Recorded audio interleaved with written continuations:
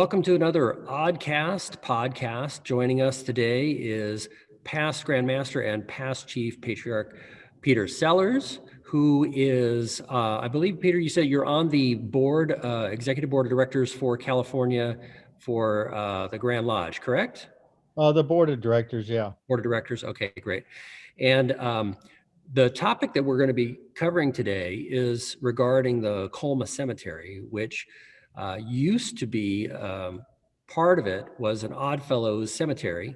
And there has been a number of things that have changed with it since the time that it was set up to be an Oddfellows cemetery that are very concerning to anybody who's an Oddfellow or anybody who is a descendant of someone who is buried in that section of the cemetery.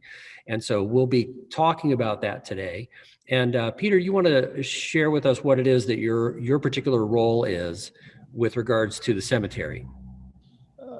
Our role, my role, has some historical background, and I have to kind of go digress in another area.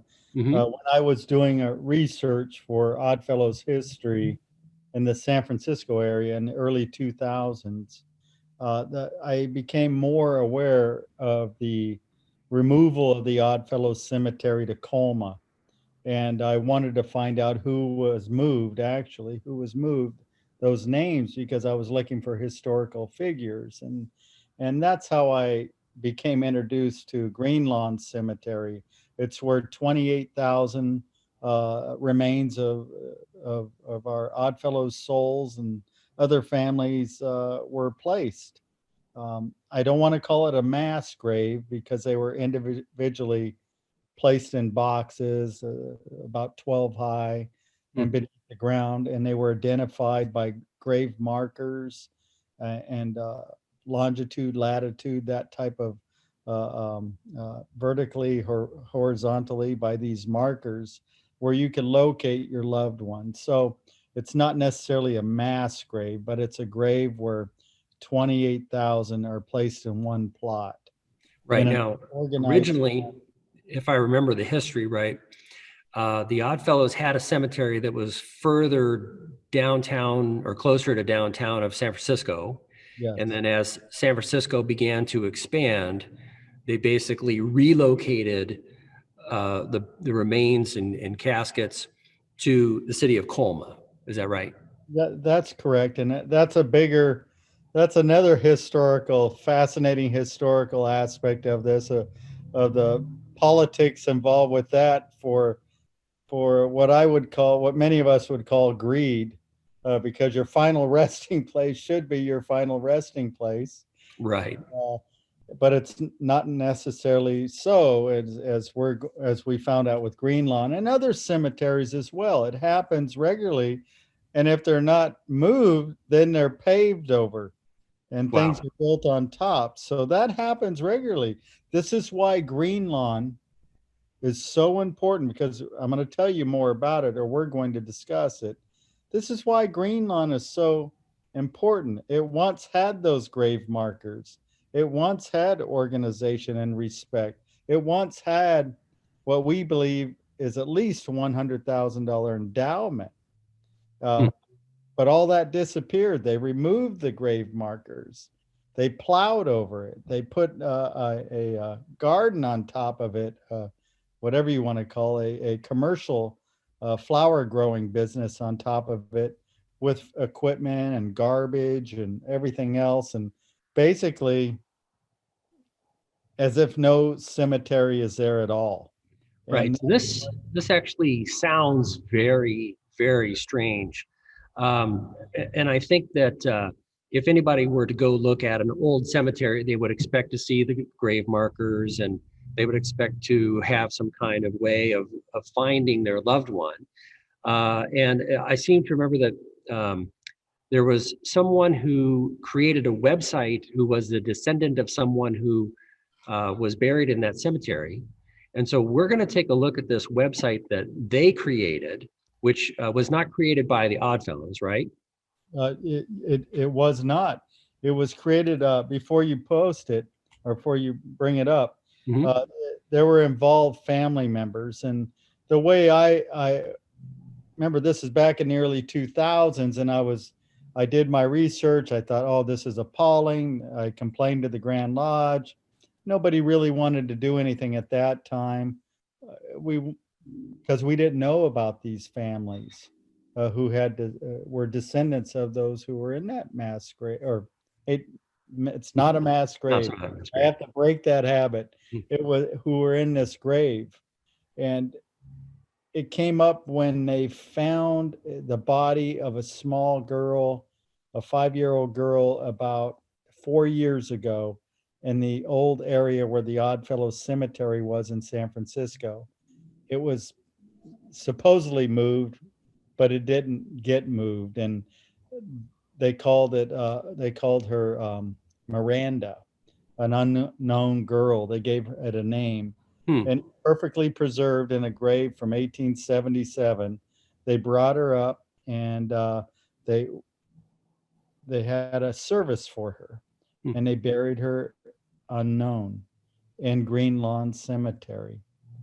Now, So I seem to remember that I actually saw that news before I became an Oddfellow. Actually, I remember that because the very small coffin had a window yeah, on it. they're metal coffins back then with a Hmm. glass window.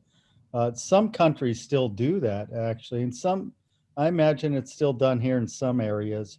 But it had a glass window where you could observe the deceased, or the loved one who's gone, and it was perfectly preserved. And the guys who were there, the contractors who dug up the garage and found this, fortunately, they did find it. Hmm. They may have broke the glass and looked in there, and but who knows how to deal with it. That doesn't happen every day, but Right. it has happened. And the odd fellow, I would like to say, here I go digressing again. I was Grand Master in that year, and what I did is I involved myself, and we paid for the reburial. The Odd Fellows did, even though it wasn't our responsibility. So when the Oddfellows reburied this girl Miranda, that's actually part of the mission of the Oddfellows, right? That's part of our Yes, main mission, which is to bury the dead. that's Uh, correct. I just wanted to make sure that I threw that in there. Yeah, and oh, and if we can go further on in the story, on how the involvement came, also the Odd Fellows who were at that service in San Francisco, uh, they they attended a meeting and asked how could they get involved, how could the Odd Fellows involve themselves eh, with this plot, that because they also went over to try to get into the area where the Oddfellows part is, because I told them about that place, and they had heard rumors over the years, or they read a book I wrote where I talked about it being disgraceful, and they became concerned, and they brought it up in a meeting, that a resolution be drafted to have our parent corporation, the Grand Lodge of California, the Independent Order of Odd Fellows, involve itself and do a little research and find out more about it, and see if there's any way we could help, or ask that the situation be improved. And the grand body, which was about 220 members at the Grand Lodge session in 2018, 17, 18. I'm sorry I don't have everything detailed, but I do have it written down on a chronological list in the other room, in case it ever goes to court. So do have everything detailed, but you get a general idea that we became interested. Once the grand body said, yeah, we'd like to have a committee, the Grand Lodge board appointed a committee and look into this and see what's going on. And that's what happened. And myself and another member, Jack Crispin, came, and then my wife Bonnie, because she knows so much about it. Not because she's just my wife; she's very intelligent. She's been there and she's seen it and she's heard it. She's even went to the city hall in Colma with myself and other several other people to voice our concerns to the city council there about the Green Lawn Cemetery. What the issue is in Green Lawn Cemetery, the family, I'm going to reiterate, I know I've already said it, the families cannot access the area beyond the fence to go see where their relatives would be buried. They're not allowed access. Secondly, to locate their families, they can't do it anymore. The grave markers have been removed. The clay grave markers that had numbers and letters coordinating, telling you where to go if you wanted to be over that area where your family member was. That's gone. And thirdly, the place is so desecrated by trash and dirt and vehicles and a flower growing business. It's 5 acres of just uh, it's a pitiful situation of just nothing but there is no remnants of a cemetery except a single large monument. That's it. And another odd fellow member, Randy Krasow, who is from Santa Cruz, who owns cemeteries, he provided the transportation, the hearse, and delivery of the body, and I think he even paid for the coffin, the new coffin. So the Odd Fellows' involvement, as far as even involved in the service and the attendance, we had over 50 members there, and there were probably 100 people from the media. So it was, and a lot of people came out, over 1,000 came to watch his service, and it got a lot of, it received a lot of national coverage, and it put, and I'm glad we did the right thing, and we weren't seeking any recognition. We allowed a third party, a nonprofit who arranges funerals for unknown children who have died. And that I never realized how many children are unknown who do die and they recover and they don't know who they are. But there's a nonprofit. I don't know the name offhand, but they stepped in and helped organize all this. And here I'm trying to get, now I'm getting to the point. Well, this reinvigorated a few historians and people. They got the interest of a lot of people. And this one guy, he was so interested in the Oddfellows Cemetery and what bodies were moved. So he just a heavy tech guy. He got involved and he created a 3D map of the old Oddfellows Cemetery, the location of every grave. It was fascinating. His name is Alex Snyder. I think he moved to Oregon or Washington now, but he did all this footwork, found out who was moved and where they were moved, and he's not even a member of the Oddfellows. And he became what I thought I was, a cemetery Oddfellow expert there in San Francisco. He far surpassed me. And so he's a guy who introduced me. He thought, hey, maybe you'd like to meet some descendants of the people who were buried in that grave. And he introduced me to a man named Rene Monet, who's in France right now, and another man, John Rector. I met those two men.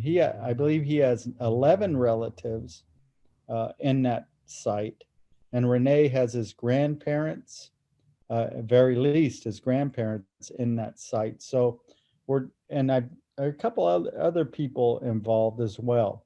So you have this small group of family members who are just totally disgusted because of the way the cemetery has been turned into a trash dump, basically, and they aren't allowed to visit it. It's all the grave markers have been removed, and you'll hear the owner claim it was Home Depot who removed some of the markers and damaged. That's partially true. If you're dealing with 100%, that's probably about 2% true.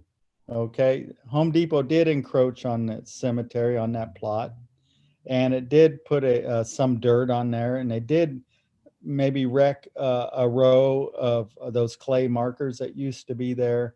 And the cemetery owner won a settlement against Home Depot. But the other 99%, he went ahead and desecrated. And by the way, desecrating a grave is against the law under the Penal Code of California. You can't remove a marker. You can't you can't vandalize a marker. Can't do anything to damage any markers. Well, he not only damaged him, he removed him, and we'll get into that as well. On Right. Now, I would imagine that the lawsuit that he won against Home Depot was probably for that very law. Yeah, because of them. Yeah, what Home Depot was guilty of, or whatever they stipulated, it was probably signed where we'll never know what the settlement was. Hmm. That's typical in those types of settlements. But there was a settlement made, and as Steve Dukas, the owner of Greenlawn, has even written and told us. So that's how we know that, by his own admission. It wasn't something we're making up. He's the one who told us. He tried to lay the blame on the Home Depot. Right. Now, this website that we were discussing briefly earlier, that was created by one of the descendants, you want to mention who that was, and we can go to that website and show something that we want to see a little bit about what we're talking about instead of just talking about it. So this is a good way to do it, is to go to that website, which we'll share here. Well, John Rector is the one who coordinated the website. What he did is gather the information uh, from different people, like Alex Schneider, who knew a lot of the. He wasn't really involved as a family member, but his knowledge was very valuable because he knew the historical background. He was able to find out who was buried in that graveyard, uh, and how things happen. He even discovered that the clay markers, who made the clay markers, how many clay markers were made, how much they were, who bought them. The Oddfellows bought them. We bought the markers, and so he was able to do all the detail work. So John got hold of Alex's information. Renee had done a lot of the research on the legalities and the law, and also background on the cemeteries, a lot of technical things related to the cemetery and the owner. So Renee gathered all that information. And me, the order I provided, the relationship between the Oddfellows, who haven't had an interest since the 1930s. So when we moved our bodies there, but we provided the background. So John took all this information and whatever else he could add, whatever else people volunteered. So he created a web page to somebody, a friend of his, who possesses takes a little technical know-how. I'm not one of those people. You are, but Right. but he was able to put together this website, and the title of the website, I don't want to steal your role, but it's the Oddfellows Cemetery, a Colma Disgrace. Okay, so the name of the website is, the address is oddfellowscemeterycolma.com. And if you were to go there, then you would see this is the home page. And if you were to scroll down a bit, tell us what we're seeing here in the background. You're seeing the original. You're seeing the crematory right there, and it's probably looking from the direction of the columbarium.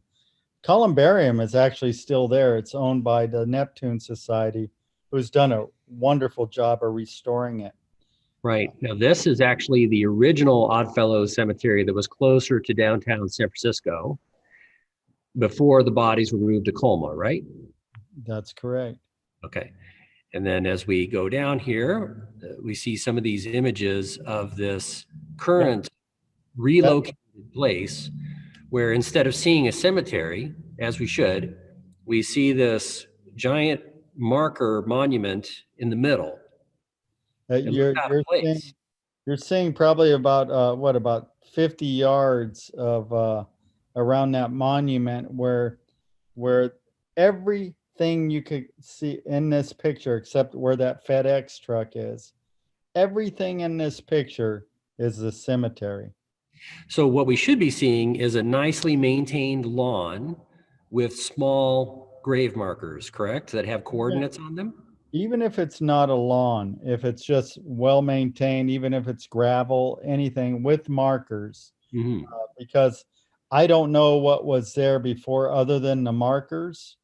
And I do want to be totally honest about this, is that the owner did say it could be with the markers and no lawn, but I can't prove there was lawn before, but I can definitely say there weren't cut flowers or vehicles or what's there today. If we can get another picture, you'll see another picture when we go through this. Right. And there's no way that a Oh, there's cemetery. some of the grave markers damaged and destroyed to the left. As those tractors plow up the ground for the flowers, they keep digging up these about 1 foot clay markers that have numbers on them. And that the concrete one actually has letters like where certain areas are. So that's Oh, yeah. all these are markers, the concrete one and the clay ones. Those are a good sample. There are thousands of them that were removed. Wow. And there's a letter ordering the clay markers from the Odd Fellows. Um, Okay. And here we have a video. Should we play the video here? yeah, play that video. I'm not sure which one this is. Oh, that's good. You got that's all the cemetery, all of that, where the flowers are. The owner contends this is landscape. But this is behind the Home Depot, Yes, facing towards the rest of the cemetery, right? yes. And beyond the fence is the rest of the cemetery. Now, Yeah, see you the can dirt see. mound, the trucks, that's all cemetery. There's graves under all that, Huh. everywhere. Where that trailer is, where the little shacks are for the farm workers. And they claim this is not a business. They claim it's landscaping. This is very important. There should be a video of this one here. And what I'll tell you, I'll give you a little background of this before you play the video. We'll search a little down. Don't play that yet. Okay. But what it was, we had exhausted. We made complaints to the Department of Consumer Affairs, to the cemetery and funeral bureau, and they said there wasn't enough evidence. Uh, and I'll tell you why they probably said that. There wasn't enough evidence. I filed a claim on behalf of the Grand Lodge. The each one of the family members filed a complaint. The same inspector uh, had responded to all of us individually over a period of 2 years. And each time we gained more evidence, we refiled, or one of the family members did, Renee, and he would still get the same result, not enough evidence. Well, that probably has to do because Steve Dukas, who's the owner of the Green Lawn Cemetery, used to run the cemetery board for the state. He was appointed by the governor at one time in the 1990s. And Steve Dukas is an attorney, and if you go on his LinkedIn page, he prides himself on being an expert witness. Now, he's a very smart man. He's going to be one that's difficult to defeat. He's going to be one difficult to win a battle against because he knows what he can get away with, and he's established a great deal of friendships on the state level where things would be more favorable in his side instead of ours, instead of the complainants. No one wins a complaint with this against this guy. Nobody, because he knows the ins and the outs, and he's very smart. He knows how to manipulate the system.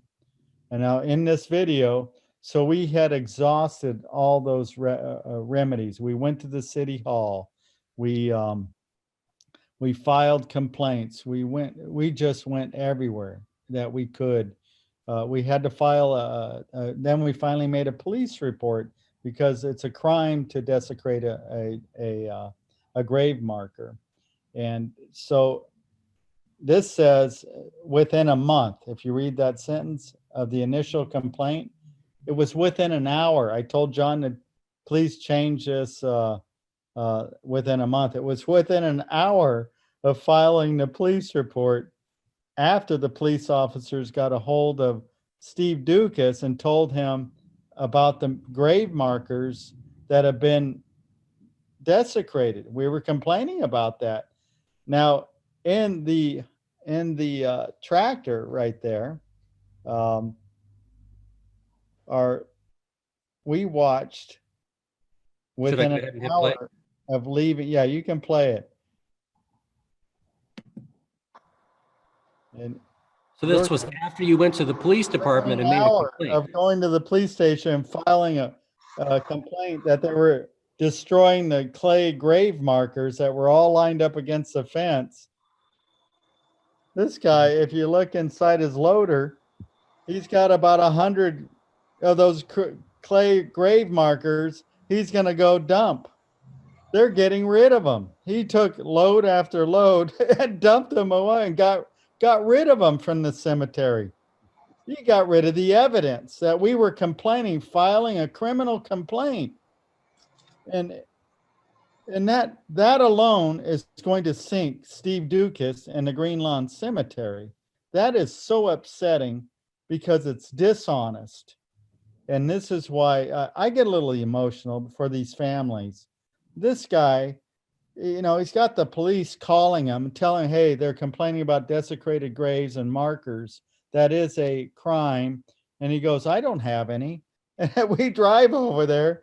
We videotape them removing them all. I don't know what greater evidence we're going to need. But anyway, if we want to get updated where we are now, because we have exhausted nearly everything.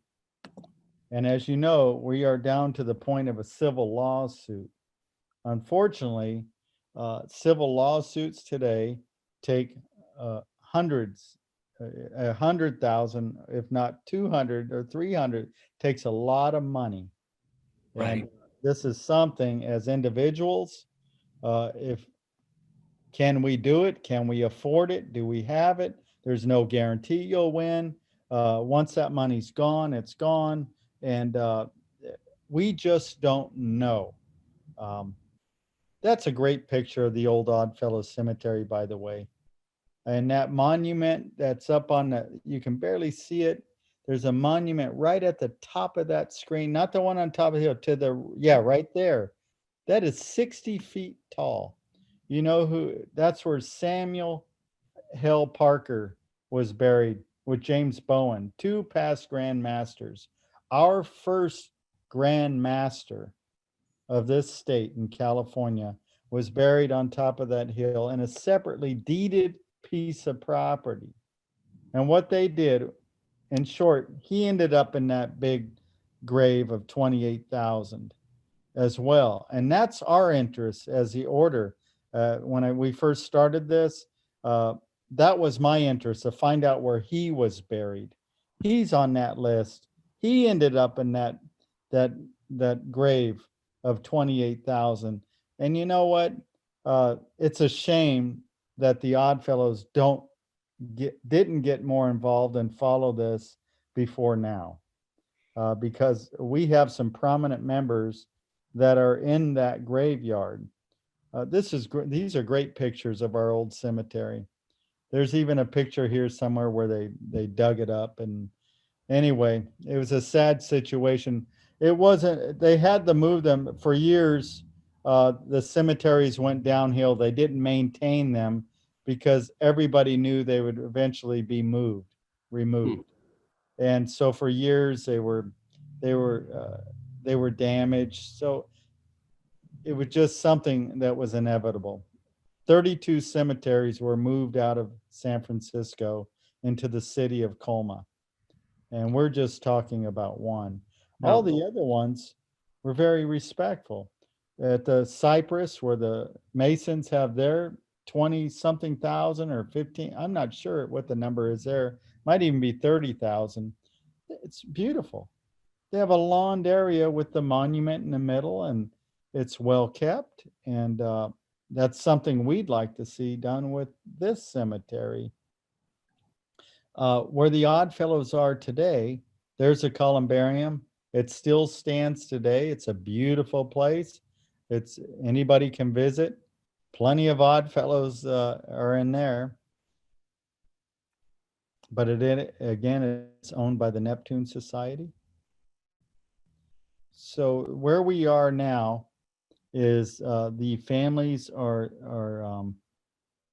I can't talk about it too much other than the Oddfellows are going to help the families in their quest to correct this situation. Our Grand Lodge has already committed to help them and to financially get this started. and And you're their point person, yes? I am I am a representative, and we're going to. There has been some terse discussion between myself and the cemetery owner. I He's made some accusations which he was wrong. He said I didn't represent the Grand Lodge, and I had to correct him. I do. He said he spoke with somebody at the Grand Lodge, and they told him I have nothing to do with the Oddfellows. They didn't know who I was, and which that's hard to believe. I'm the grand representative for this jurisdiction right now to Sovereign Grand Lodge. I'm a past Grand Master. I'm a past Grand Patriarch. I'm a director emeritus on the board, and I've written 3 history books, about the Oddfellows in this state. I've written articles for 25 plus years for this Oddfellow magazine or longer, and my family, they're all married. It's hard to believe that somebody wouldn't know I was a member of the order, and so who Maybe he just got the wrong number. he must have called somebody else, but he his accusations in the letter were far-reaching, and he was basically telling it without writing the word cease and desist. And he's an attorney. I was surprised. I had to respond to him. I go, if you believe I've actually done harm to you, then sue me. I feel confident in myself. I'm not the one, and neither are these family members who have done something wrong. We aren't the ones doing something wrong. We have nothing to hide. We want to correct this situation. We don't want your money. We don't want anything you have. We want this cemetery accessible and it presented in a or fixed up in a presentable manner. We want this corrected. We are tired of this situation. We're tired of a bully threatening us every time we bring up the matter or request that it be rectified. We're tired of it, and we don't want anything from it. We just want satisfaction that this cemetery is presentable and Accessible as well. and these souls, these thousands and thousands of souls remains who rest there are presentable to the people who want to visit. And there are people who want to visit. And we also like to have access to the records. There's one thing, he does not open his records. Fortunately, these records gave us the names, and that was provided by Alex Snyder. And I forgot where he ended up getting these. It might say here, but he ended up getting these for us, and we posted the names of the people who are interred there. So this was wonderful work that Alex Snyder was able to do for us. These didn't come from Steve Dukas and the Green Lawn staff. This came from Alex. Hmm. Steve Dukas has this put away, but he never made these available.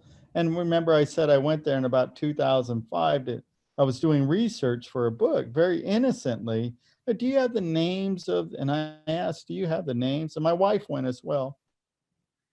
They said no. And they said they wouldn't show them to us. But one of the girls made a copy of a page for us. So we knew she had the book. We went there separately, and Bonnie went in there another time, and the girl made a copy, went in the back room, made a copy from one of these old books from a page that looks just like that. So we knew they had the records, and we were lied to the first time. So we're not the ones lying. We're not the ones desecrating graves. We're not the ones breaking the law, and but we have to endure a bully to threaten us with lawsuits from defaming him. We're not defaming him. We're complaining about the condition he keeps his cemetery in. If you're going to buy a cemetery in 1980 and you're going to be the responsible manager, you have a responsibility to maintain that cemetery, wouldn't you think? Instead of making a business out of it. And I can't prove he's selling flowers. If I could prove that, uh, that's another angle. That's another way we would go after him. But I have to tell you, all eyes are on him right now. We are not the ones doing anything wrong. And that's what I have to remind myself, and I have to remind everybody in our committee, and I have to remind those family members, we're not the ones doing anything wrong. We just want access to the graves in a safe manner and a presentable manner. That's not a lot to ask.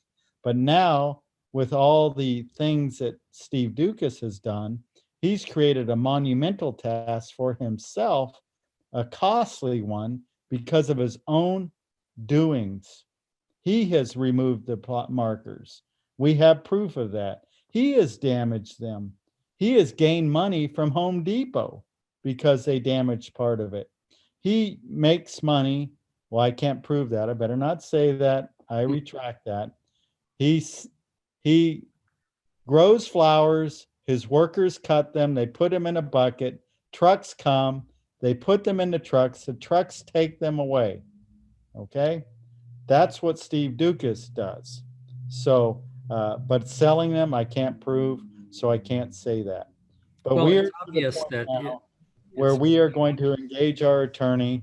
And once the family, once we have already, the families have already retained an attorney, and we have our own attorney at the Grand Lodge, where we're going to send a letter as a friend to the court if they allow that. We will file that as well, so we can offer evidence as well from the Odd Fellows, and without being named litigant. So, but we will offer our services as a witness and any evidence we have. So we're at this point now. We have no other choice. But there have been some monies committed. There are some pending donors who are going to donate some money to this, thousands of dollars. And we still have an option to go back to our grand body and see if we can interest them or it to contribute funds in May when we meet again. So there's a possibility that this court litigation can move forward. Now, hopefully Steve Dukas sees the light, a light goes on because he's a smart man and realizes he may need to correct his situation and meet the family members and the interested parties like the Odd Fellows halfway.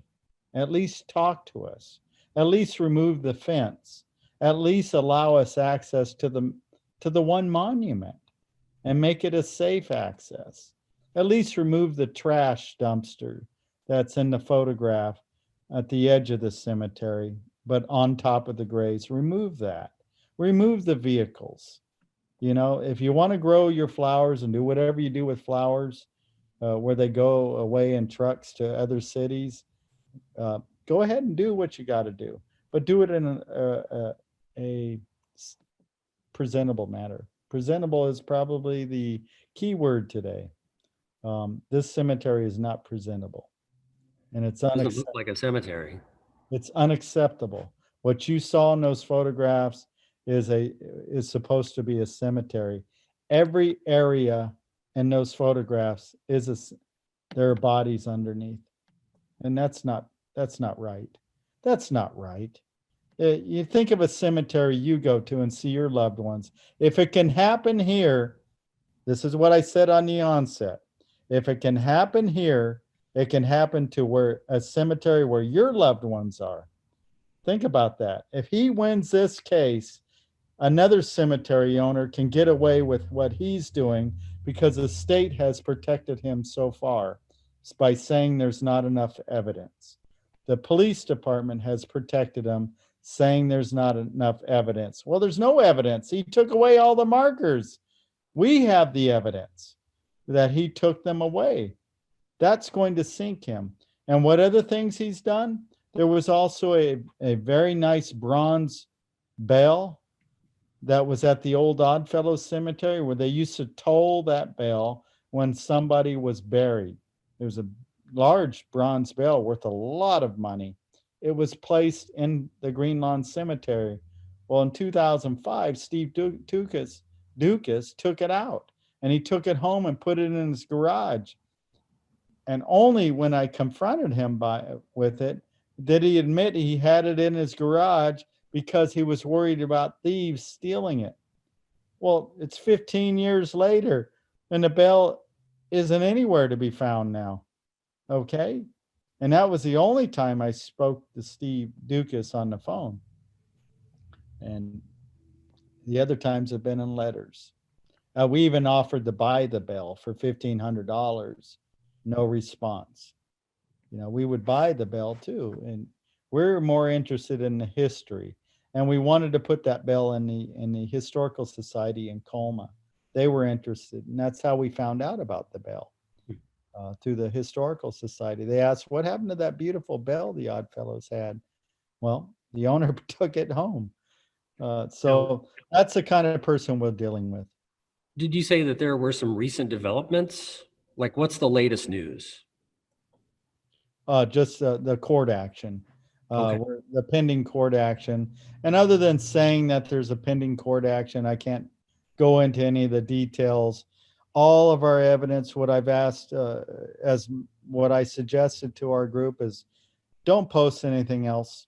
Don't say anything beyond what's already been said. I've said this before, it's on the page. I limit myself as well. Now, if there's anybody that wants to contribute funds to this effort, legal effort, is there a place on the website where they can do that? Right now, we don't have that set up, but right now we're in discussions and there's more legal action coming. I can't talk about that right now. There are we have to make sure we have exhausted every avenue, city, state, county. And we want to make sure we've got all our T's crossed and our I's dotted, and that we have tried every avenue that we're aware of. Now, if somebody did want to get involved, I believe that there is a mailing list that is on the website that somebody can join. Yes, it's at the bottom, and if if you wanted to contribute funds, you can mention it there. I'm sure John Rector or somebody monitors that, and or you can get a hold of me, and I'll refer you to the family members. And Right now, we're the Oddfellows are an interested party, like anyone else would be. Mhm. Uh, I may contribute money personally to help this cause. In fact, I plan to because of my involvement in the history. Now, how can people reach you easily? My email address is, or if you're already a Facebook friend and you know me, and you're learning about the Green Lawn Cemetery situation, you can message me there, or Facebook me there, or you can send me an email at so Okay. it's ioofsf@earthlink.net. So people can reach you at ioofsf@earthlink.net. And is there anything else that you would like to make sure that we cover before we wrap things up? There's always something, when you get through with these things, or an interview, or you talk to someone, there's always, oh, I should have said this. And it's just one of those, there's just so much to this case that we could have gone in different directions. But as much negative from a historical standpoint, this is so fascinating and interesting because we have so many famous figures.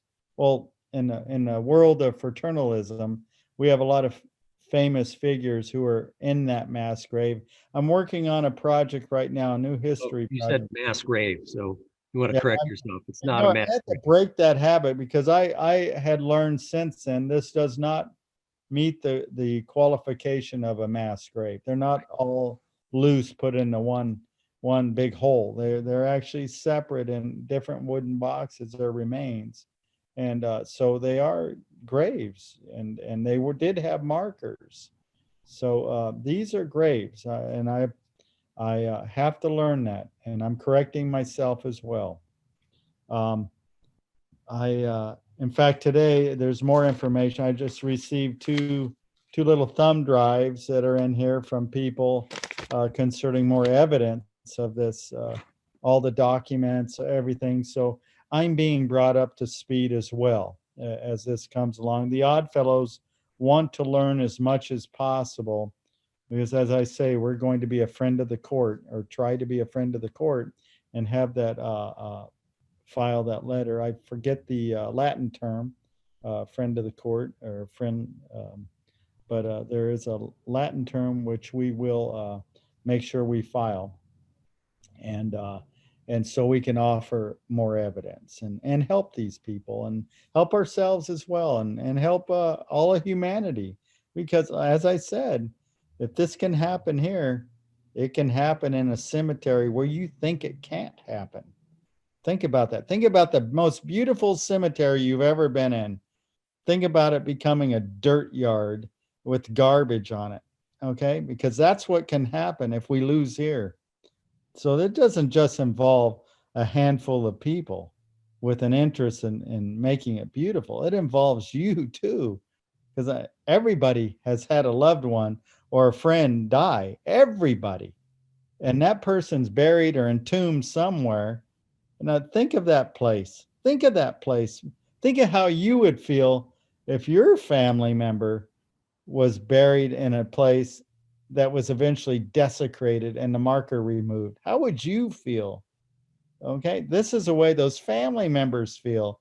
I I empathize with them. I want to help them, and so should everyone else. You know, that's my feeling on it, and it's Yeah. more of one of passion, and I feel it's a responsibility. Yeah, 'Cause I it can think about all the names that were in that book of happen. all of the people, and they've got descendants. Not maybe not everybody, but there's got to be out of 20 some thousand names of people that were buried. I can't imagine how many descendants there must be that are affected in some way because their ancestors are buried there. Yeah, I mean, if you look at one of the photographs on that website we didn't see, it has a grid on top of it, and that's where the rows and markers were placed. We would like those replaced according to that grid again, and I don't know if that could ever be done because he has destroyed that. But with Alex Snyder, if we could ever get him involved, he knows, out of everyone else, he knows how to place those markers. He knows, this guy did the research. I mean, this guy, even the old cemetery where we saw that beautiful uh, columbarium, and then the crematory and all those beautiful markers. He did a 3D map of that cemetery based on photographs. He had hundreds of photographs. And the places he went to get these, places I never had access and I never thought of. And he was just incredible. And he's not even a member of the order. He just took an interest in a cemetery and made it his project, brought his computer over and showed me. And I was like, oh my gosh, this is really interesting. And he didn't get paid a dime for it. And I don't, he deserves something. Sure. He definitely deserves some recognition for his efforts in all this. Well, Peter, unless there's anything else, I'd like to, say my thanks to you for taking the time aside to discuss what has happened in Colma and your involvement in it, and to bring everybody up to speed on as best we can on what's going on there. And if you are watching this and you have any interest in finding out more, I'll post the information below so that you can get there. So again, thank you again, Peter. I appreciate your time, and I'm sure that we'll talk again on another oddcast. And is there anything that you want to say before we wrap up? That was it. It was a pleasure to be able to share this with others. It's, as I said, you get into these legal matters and you just want to tell everybody. And all we're asking for is just moral support. If anybody wants to offer anything, that's great. Anybody wants to help out in any way, that's great. And if you have a family member you think is in Green Lawn Cemetery, please notify that website or one of us, myself, so I can link you up with the family, the other family members, because we need those are the initial people who have the strength when we go to court. Okay, they will be okay. All right. Well, thank you again.